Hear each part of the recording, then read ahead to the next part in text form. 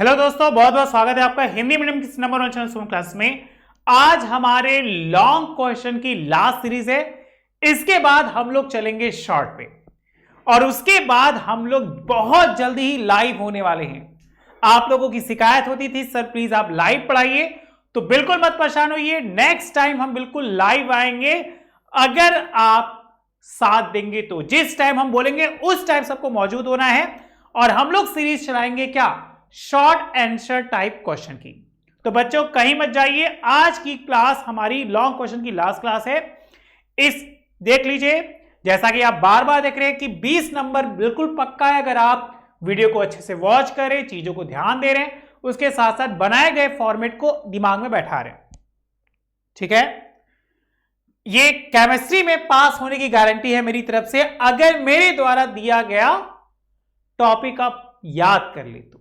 जैसा कि आप जानते हैं हर बार हम ऐसा ही कहते हैं कि अब समय आ गया है केवल इंपॉर्टेंट पढ़ने का, वरना एग्जाम हॉल में हाल होने वाला है ऐसा, सर खुजाते नजर आओगे अगर नहीं केमिस्ट्री पढ़ा तो। और मुझे पता है हमारे बहुत सारे बच्चे ऐसे भी हैं जो आज केमिस्ट्री में बहुत डर लगता है, केमिस्ट्री बिल्कुल नहीं पढ़े और आगे सोचते कि मुझे केमिस्ट्री आएगा ही नहीं। तो और ये बता दें बिना केमिस्ट्री के पास भी नहीं हो सकते। हर सब्जेक्ट का अपना एक महत्व होता है, उसको आपको अच्छे से याद करना है। आज की टॉपिक में अगर हम बात करें तैयारी, तो इस प्रकार की तैयारी करिए, बिल्कुल नहीं हमें फोकस करिए, रोज वीडियो देखिए, तब आपको याद हो जाएगा, ये गारंटी है हमारी। सबसे पहले लॉन्ग, फिर शॉर्ट, फिर बहुविकल्पी, फिर प्रैक्टिस। इतना अगर आप मेहरबानी करेंगे तो आपके मार्क्स अच्छे आएंगे।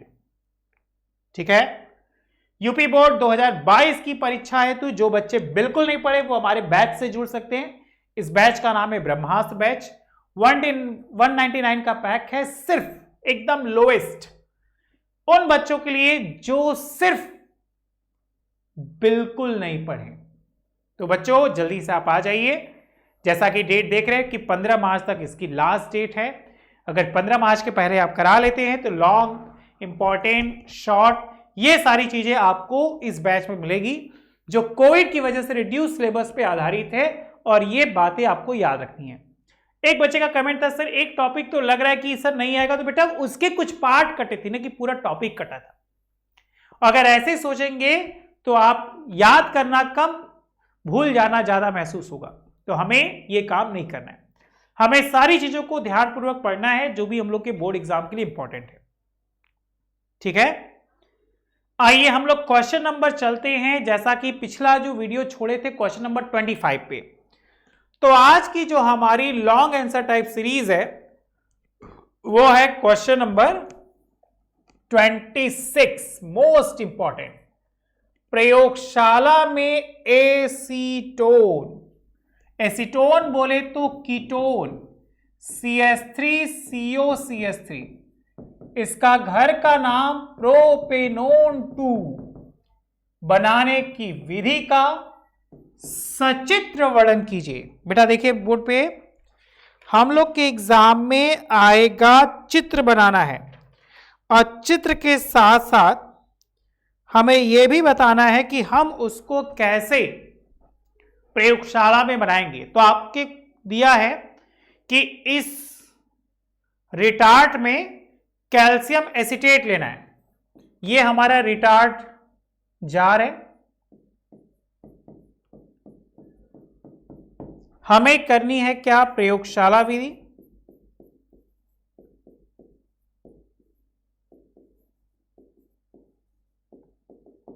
इसमें क्या करना है, रिटार्ट जार में कैल्शियम एसीटेट लेना है। अब कैल्शियम एसीटेट का फॉर्मूला हो जाएगा CH3COO का होल ट्वाइस Ca।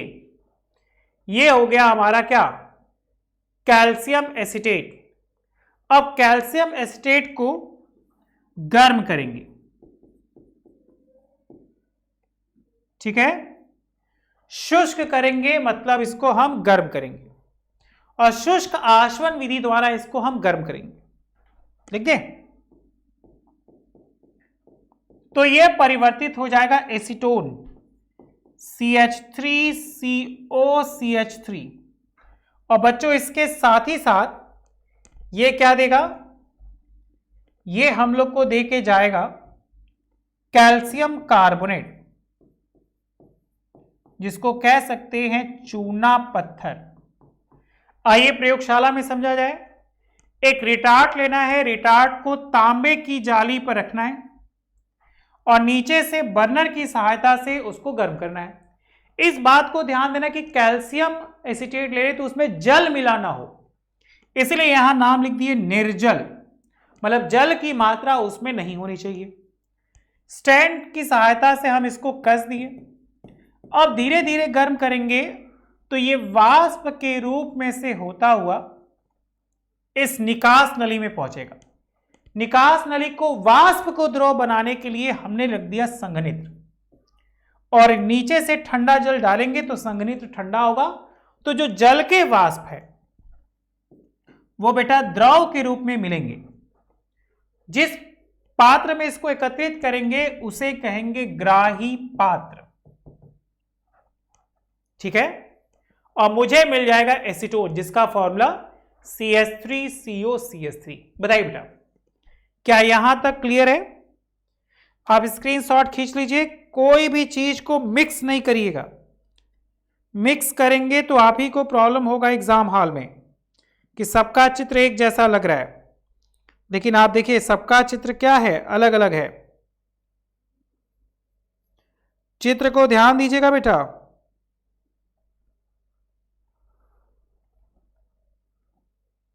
ओके,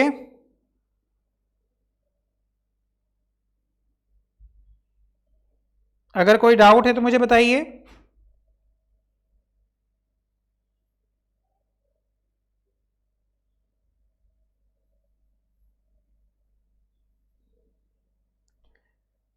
चला जाए आगे।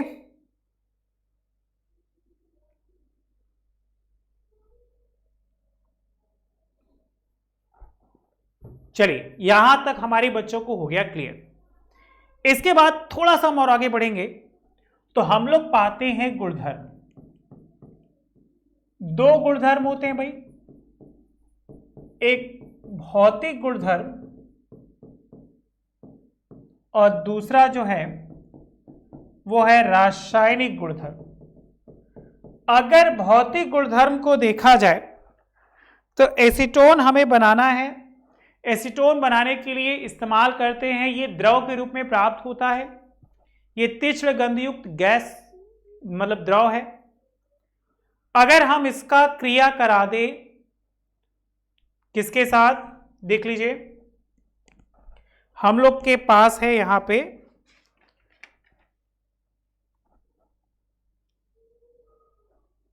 क्या, कीटोन, और एसीटोन की क्रिया रासायनिक गुणधर्म में सबसे ज्यादा याद रखिएगा क्लोरोफॉर्म से क्रिया। जैसे ही हम क्लोरोफॉर्म से क्रिया कराते हैं, CH3COCH3, इसकी क्रिया करा दी हम क्लोरोफॉर्म से, तो KOH के साथ ये क्रिया होगा, अब बन जाएगा क्लोरीटोन।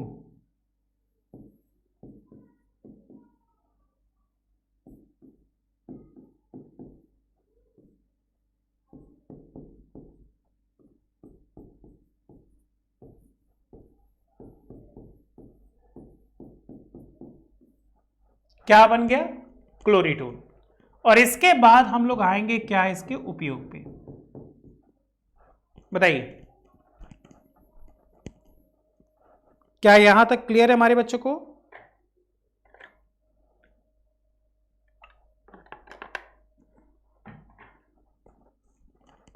आगे बढ़े, टाइम कम है, लॉन्ग क्वेश्चन ज्यादा है तो जल्दी जल्दी कर लेते हैं। देखिए, नेक्स्ट, प्रयोगशाला में फॉर्मिक अम्ल बनाने की विधि का सचित्र वर्णन। अब हम लोग के पास है फॉर्मिक अम्ल, मतलब HCOOH, इसका IUPAC नाम हो जाएगा, याद कर लीजिएगा बच्चों, मेथेनोइक अम्ल। बनाने की विधि का सचित्र वर्णन कीजिए। हम लोग के पास क्या है, फार्मिक अम्ल है, ठीक है।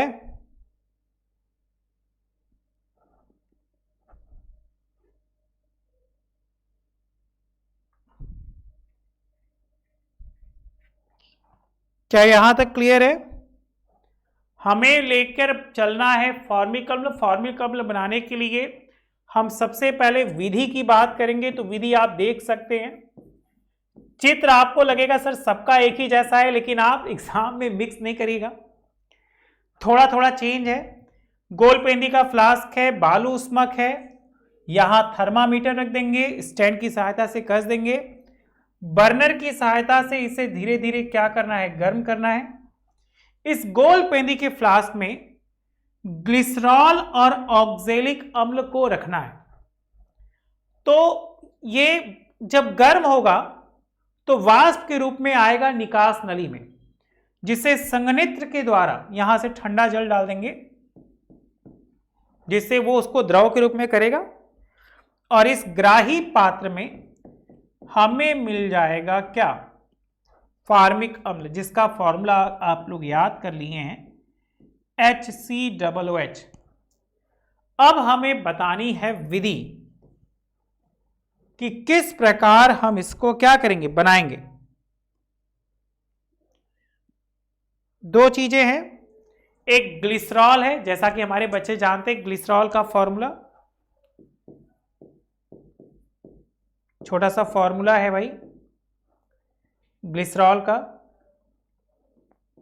CH2OH, CHOH, CH2OH। अब ग्लिसरॉल की क्रिया करा देंगे हम ऑक्जेलिक अम्ल के साथ, कराइए।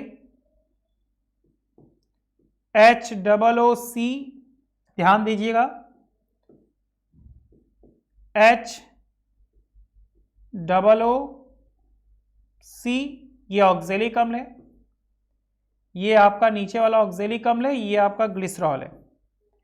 तो इसकी क्रिया से बनेगा आपका CH2OH, CHOH, CH2OOC,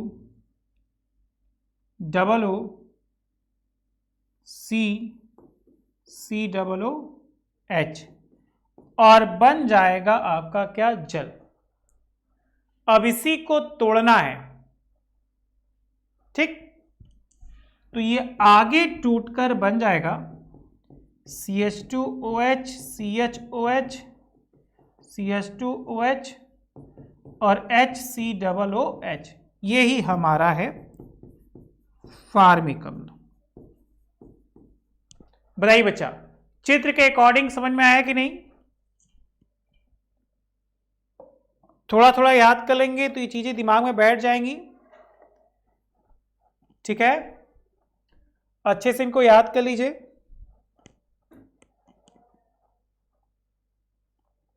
आगे चला जाए।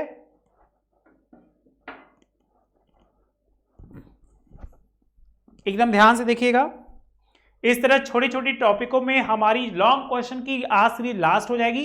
इसके बाद हम लोग मिलेंगे किसके साथ, शॉर्ट, जो कि इंपॉर्टेंट है।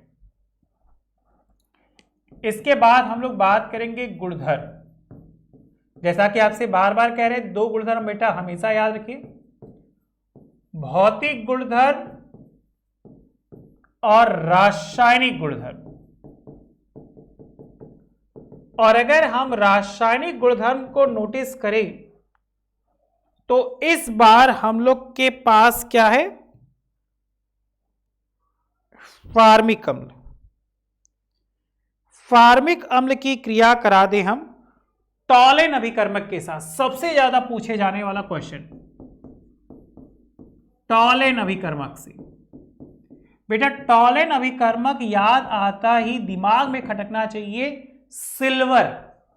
फॉर्मल्डिहाइड आपके पास था HCOOH, टॉलन अभिकर्मक के लिए आपको याद रखना होगा यहां पे Ag2O, इसकी क्रिया से बन जाएगा 2Ag, और क्या बना भाई H2O, और बना हमारा CO2। ये हो गया गैस। ये रहा आपका फॉर्मिक अम्ल। बताइए बच्चों, लॉन्ग क्लियर हो रहे हैं? क्लियर हो रहे हैं तो यस सर में आंसर देते जाइए, दिमाग में बैठाते जाइए, कोई डाउट है तो पूछते जाइए। ओके, एकदम बहुत अच्छे से ध्यान दीजिएगा, अगर कोई डाउट है तो मुझे जरूर बताइएगा। चित्र पे फोकस करिए।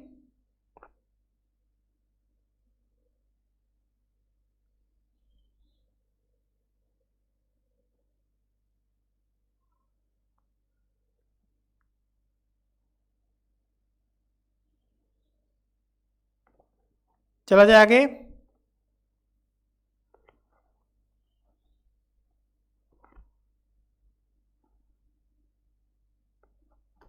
चलिए बेटा,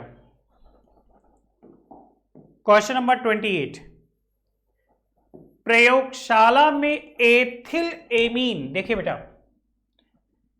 अगर हम बात करेंगे एथिल एमीन की तो याद रखिएगा C2H5NH2, जिसे एथेन एमीन के नाम से भी जानते हैं, बनाने की विधि का सचित्र वर्णन कीजिए। आप ध्यान दीजिए, फिर से एक गोल पेंदी का फ्लास्क लेना है, जल उष्मक पे उसको रखना है, उसके अंदर हम लोग को ब्रोमीन और प्रोपियोनेमाइड, किसको किसको रखना है? ब्रोमीन और प्रोपियोनेमाइड। तो इस प्रकार हमारा बनेगा क्या?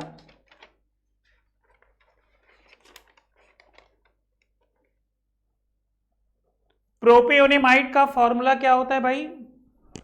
नीचे लिख लेते हैं, प्रयोगशाला विधि, एकदम स्टेप बाय स्टेप चलते हैं। हमारे पास है प्रोपियोनेमाइड, प्रोपियोनेमाइड C2H5O NH2 क्रिया करा दिए ब्रोमीन के साथ, तो बन गया एथिल एमीन।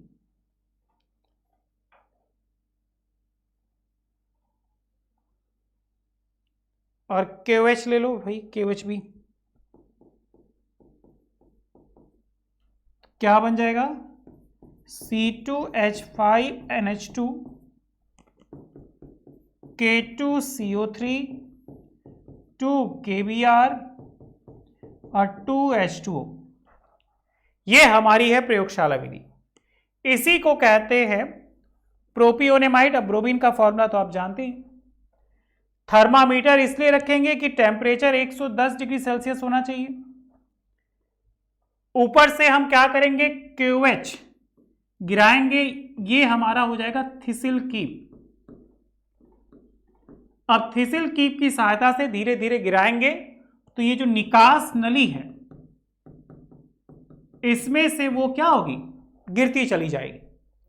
और निकास नली, जैसा कि आप हर बार देख रहे हैं, हम लोग संघनित्र इसलिए ले रहे हैं कि उसको हम अच्छे से मेजर कर सके।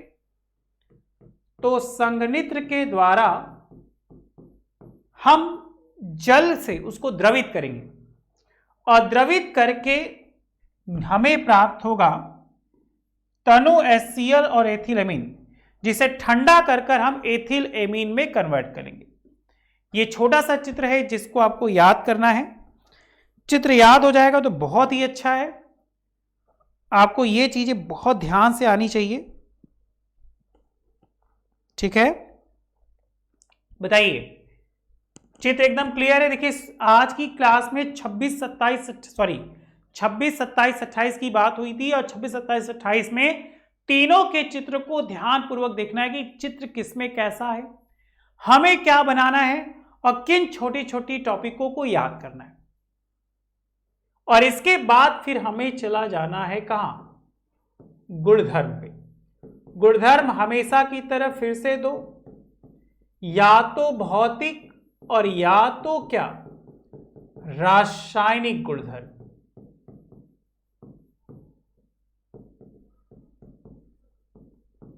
बताइए बच्चा, या तो भौतिक गुणधर्म और या तो रासायनिक गुणधर्म। अब आपके पास है एथिल एमीन, मतलब C2H5OH, और इसकी क्रिया करा दीजिए नाइट्रस अम्ल के साथ, तो बन जाएगा, लिख लीजिए, नाइट्रस अम्ल से क्रिया। नाइट्रस अम्ल बोले तो HNO2 क्या है, एथिलएमीन C2H5NH2 प्लस HNO2, तीर का निशान, C2H5OH, N2 और H2, NaNO2 प्लस HCl, ये हो जाएगा हमारा उत्प्रेरक। और लास्ट टॉपिक हमारी रहेगी क्या, उपयोग। विलायक, अपचायक और अभिकारक के रूप में। चित्र को देखिए बेटा, अगर क्लियर है तो यस सर में आंसर दीजिए। ओके,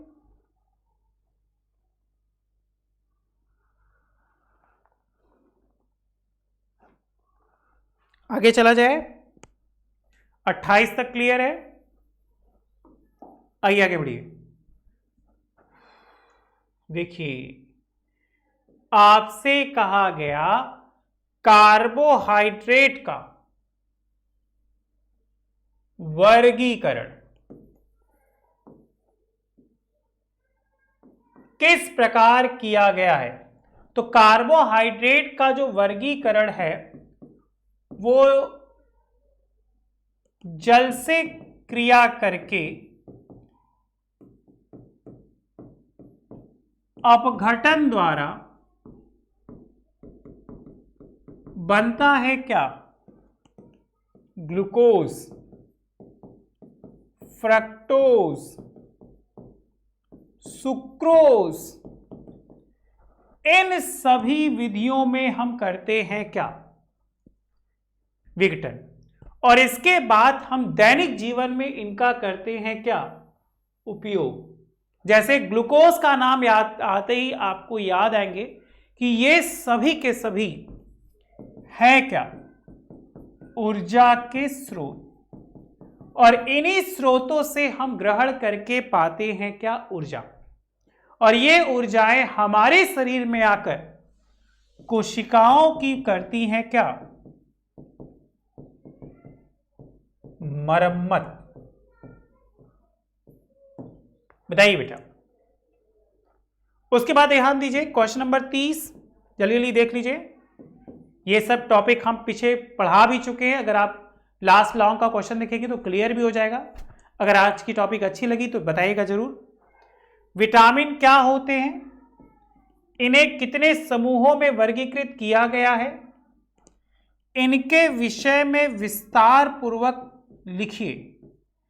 अगर हम विटामिन की बात करें तो आपको याद आएगा कि फंक द्वारा एक जटिल यौगिक का निर्माण किया गया जिसे कहा गया विटामिन। अगर विटामिन के समूहों की बात करें तो इसे दो समूह में बांटा गया। एक कहा गया जल में घुलनशील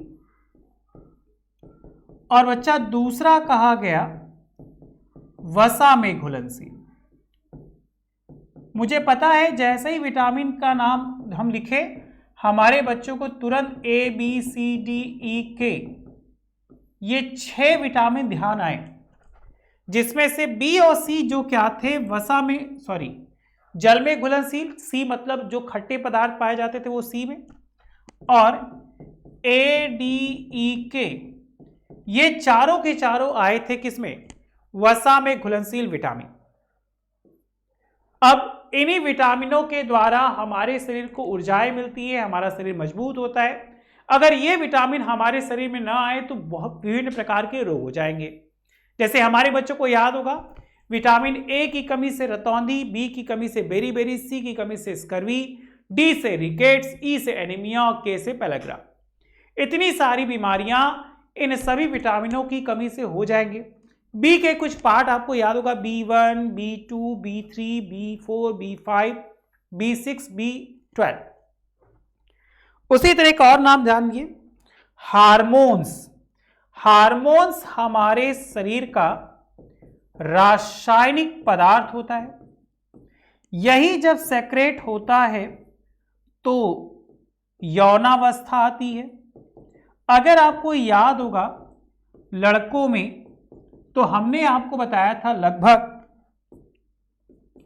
13 से 15 वर्ष की आयु में, और यही अगर लड़कियों की बात किए थे तो आपको याद होगा हमने बताया था 10 से 12 वर्ष की आयु में। तो सबसे पहले जो आता है वो लड़कियों में आता है, और यह शरीर में आएगा तो कुछ लक्षण देकर जाएगा। जैसे अगर हम बात करें तो दाढ़ी मूंछ का आना ये एक पहचान है कि शरीर में हार्मोन निकलने स्टार्ट हो गए। लड़कियों में बात करें तो आपने सुना होगा मासिक चक्र स्टार्ट हो जाता है। लड़कों में सबसे मोस्ट इंपॉर्टेंट अगर हम हार्मोन की बात करें तो याद रखिएगा बच्चों, टेस्टोस्टेरॉन मोस्ट इंपॉर्टेंट। और अगर लड़कियों में बात करें तो एक याद रखिएगा प्रोजेस्टेरॉन और एक एस्ट्रोजन। ये दो हार्मोन बहुत ही मोस्ट इंपॉर्टेंट है, इसको अच्छे से याद कर लीजिए, लिख लीजिए। अगर कोई डाउट्स है तो मुझे बताइएगा जरूर।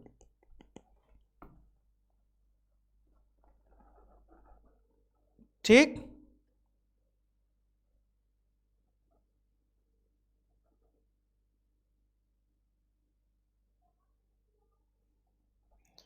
इस लाइन में कोई डाउट है बच्चा?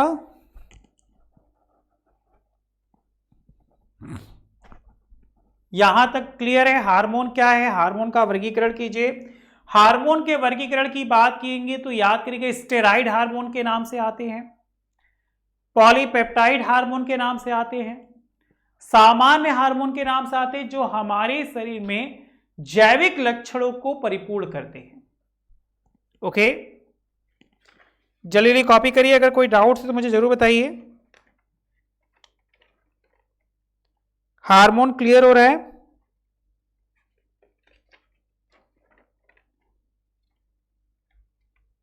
बहुत ध्यान से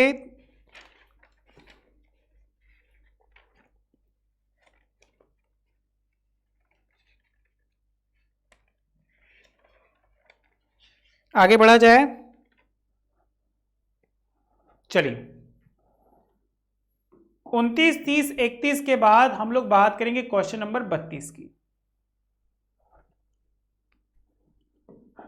32 में सबसे पहला क्वेश्चन है, नाम सुना होगा, प्रोटीन की संरचना का सविस्तार वर्णन कीजिए। प्रोटीन एक जटिल कार्बनिक यौगिक है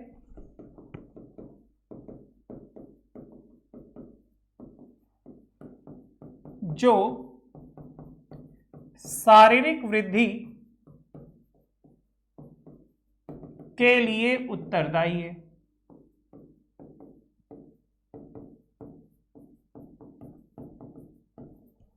बताइए बेटा,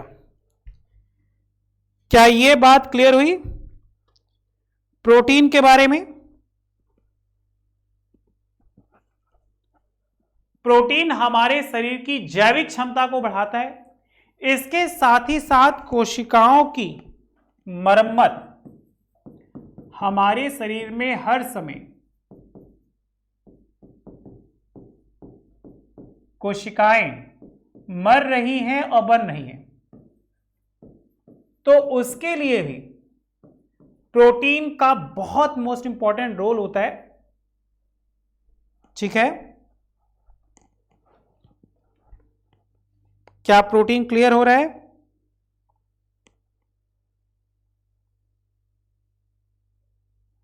और किसी कोई डाउट है तो बताओ बेटा।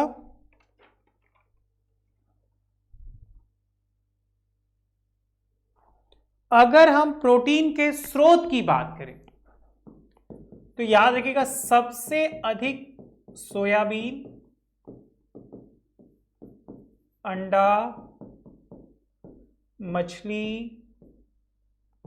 और दूध आदि, इन सभी से प्राप्त होता है क्या?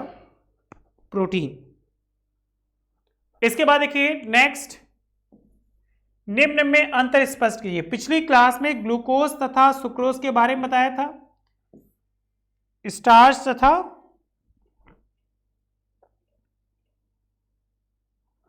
सुक्रोज के बारे में बताया था। आज की क्लास में हम ग्लूकोज तथा फ्रक्टोज में अंतर देख लेते हैं। तो आप क्या करिए, दो कॉलम बनाइए, एक कॉलम ग्लूकोज का, एक कॉलम फ्रक्टोज का। जल्दी बनाइए, अगर कोई डाउट्स है तो मुझे जरूर बताइएगा। ग्लूकोज नंबर 1, इसे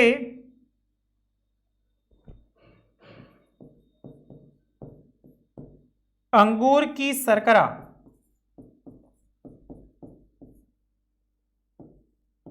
के नाम से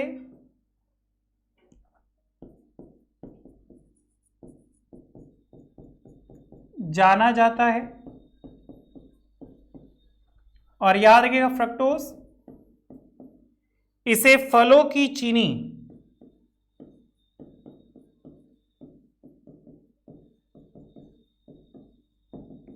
के नाम से भी जाना जाता है। ग्लूकोज फ्रक्टोज का पहला पॉइंट क्लियर हुआ। दूसरा याद रखिएगा, यह 6 सदस्यीय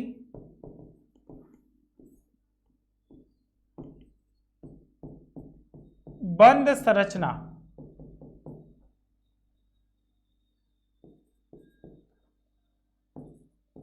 या 5 सदस्यीय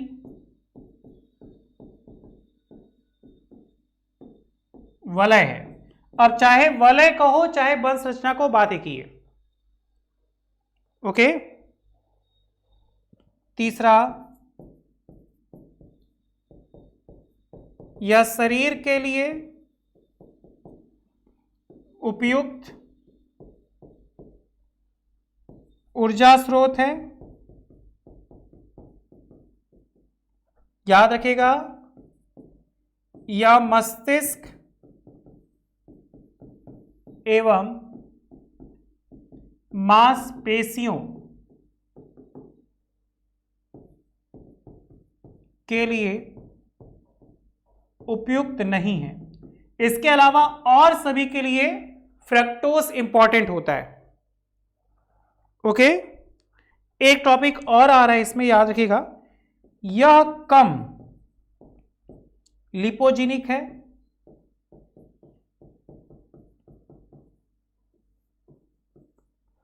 यह अधिक लिपोजेनिक है।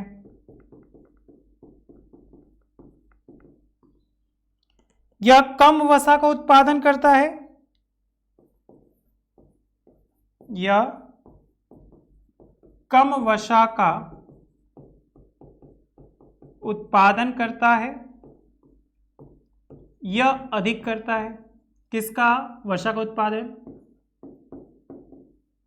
बताइए बेटा, इस लाइन में किसी कोई डाउट है? ओके।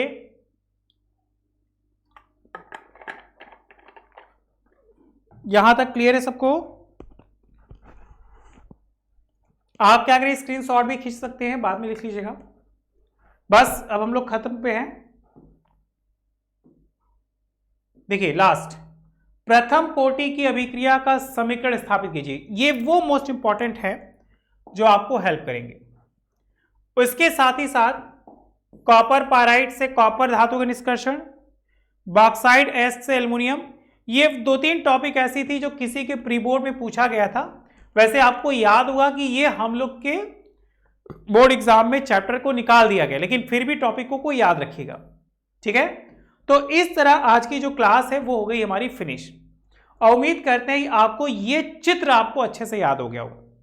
आज की क्लास में 3 चित्र की बात हुई थी। एक एसीटोन बनाने की चित्र को मिक्स मत कीजिएगा, ठीक है। ये एसीटोन बनाने का चित्र है, ध्यान से देख लीजिए। उसके बाद दूसरा ये फॉर्मिक अम्ल बनाने का चित्र, इसको ध्यान से देख लीजिए। और तीसरा बच्चों ये एथिलेमिन बनाने का चित्र है, ठीक है। तो आज के लिए इतना ही, thank you so much, bye bye. आज से हमारा लॉन्ग खत्म, अब हमारा शॉर्ट स्टार्ट होगा। आज के लिए इतना ही, thank you so much, bye bye.